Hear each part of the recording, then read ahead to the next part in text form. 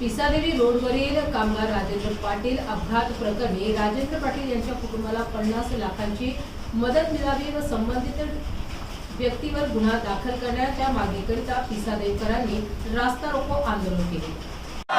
छत्रपती शिवाजी महाराज की जय, डॉक्टर बाबासाहेब आंबेडकरांचा आणि संबंधित ठेकेदारावर गुन्हा दाखल, संबंधित अधिकाऱ्यावर गुन्हा दाखल। 1 ते 1.5 तास झाला मोत पडेल होती।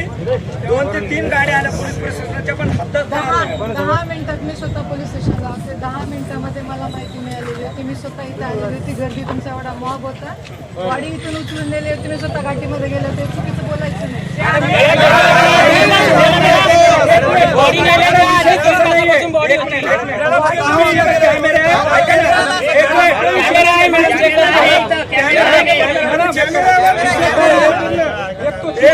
घेत नाही कोणती गुन्हा झाला मॅडम आम्ही काय नाही 1 ते 1.5 तास झाले इथं पडून होते।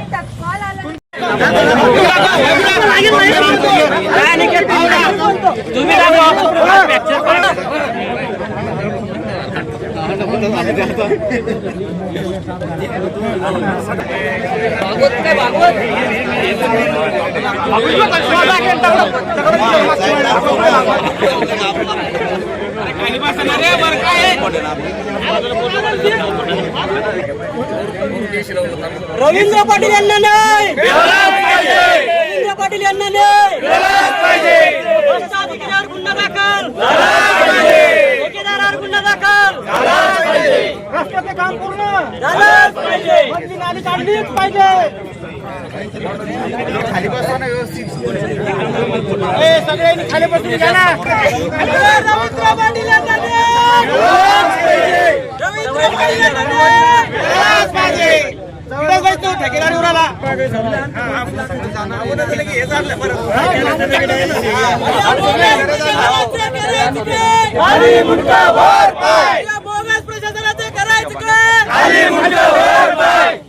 राजेंद्र पाटील यांना न्याय पाहिजे। इंजिनियरवर गुन्हा दाखल। तुम्ही नंतर मांडा आपले प्रमुख आता तुम्ही बायपास पासून डिवायडरच्या मध्ये आता तुम्ही कॉन्क्रीट भरण्यासाठी, परंतु चौपदरीकरणाचे त्याला बाजूला अद्याप मंजुरी मिळाली नसल्यामुळं सध्या ह्या ठिकाणाला ज्याच्यामुळे अपघात होऊ नये आता पूर्वीचा जो होतो आता ह्याला पूर्ण कॉन्क्रीट करून एक समान लेवल केलं जाईल, म्हणजे जेणेकरून गाड्या आपल्या ज्या हे होत होत्या स्लिप होत होत्या त्यामध्ये जय शिवराय।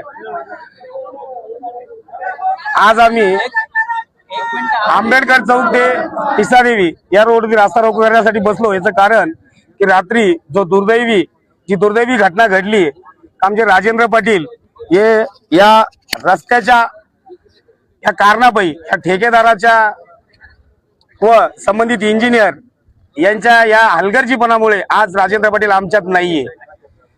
आज आम्ही इथं रस्त्यावरती रस्ता रोकोसाठी बसलोय। याचं कारण एकच की संबंधित जे रात्री ज्यांचा अपघात होऊन अपघातामध्ये ज्यांचा जीव गेला त्यांना या बांधकाम विभागाकडनं 50 लाख रुपये तात्काळ मदत मिळावी व हा जो रस्ता आहे पिसादेवी ते पळशी फाटेपर्यंत हा जो रस्ता आहे हा नियमानुसार जो मंजूर आहे त्यानुसारच व्हायला पाहिजे। त्या म्हणजे या ठेकेदार आणि या संबंधित अधिकारी बांधकाम विभागाचे अधिकारी यांनी मिलीभगत करून हा जो रस्ता अशा प्रकारचा केला की याच्यावरती एक दिवस आड गेला की एक मृत्यू मुखी कोणतरी पडतंय, हे व्हायला नको यासाठी आज आम्ही इथं बसलोय।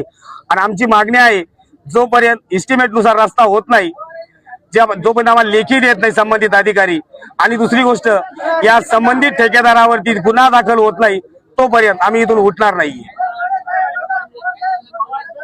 आमचा नोले सत्यासाहेब याच्यावर ठेकेदार हलगर्जीपणा केला। याच्या अगोदर सुद्धा आम्ही पेपरला जाहीर केलं की जागजागी वस्तीमध्ये गच्चीवर बसव, त्यांनी बसवलं नाही, त्याच्यामुळे ही अडचण झाली। हे गड्डे तुम्हाला दिसता, या गड्ड्यामुळे माणसाचा काल मृत्यू झाला, त्याच्या कुटुंबावर आघात झाला, त्याची गरीब परिस्थिती बघून तरी त्याच्यावर या पैशाने ताबडतोब गुन्हा दाखल करा आणि रोडचं काम त्वरित केलं पाहिजे। नाली बुजवा आणि वस्तीमध्ये गच्चीवर बसवलं आजची गरज।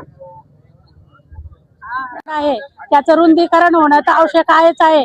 त्याची सुधारणा होणं आवश्यक आहे. जो माणूस काल वारला त्याला मदत मिळणं आवश्यक आहे. आणि शाळेचे मुलं मुली, कामाला जाणारे लोक, काही ड्युटीला जाणारे, काही महिला बाहेर जातात येतात, सगळ्यांसाठी हे घातक आहे. तर यांची दक्षता हे घेतल्याच गेली पाहिजे आणि रोडचं रुंदीकरण चांगल्यापैकी झालं पाहिजे. आणि त्या ठेकेदाराला पण सबक शिकवला पाहिजे.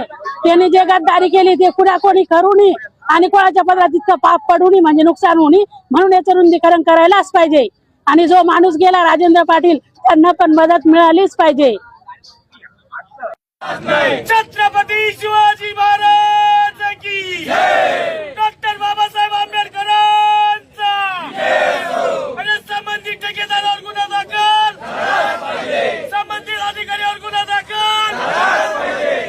1 ते 1.5 तास झालं मोत पडेल होती. 2 ते 3 गाड्या आल्या पोलीस प्रशासनाच्या, पण हद्दच 10 मिनिटात मी स्वतः पोलीस स्टेशनला होते. 10 मिनिटामध्ये मला माहिती मिळालेली होती. मी स्वतः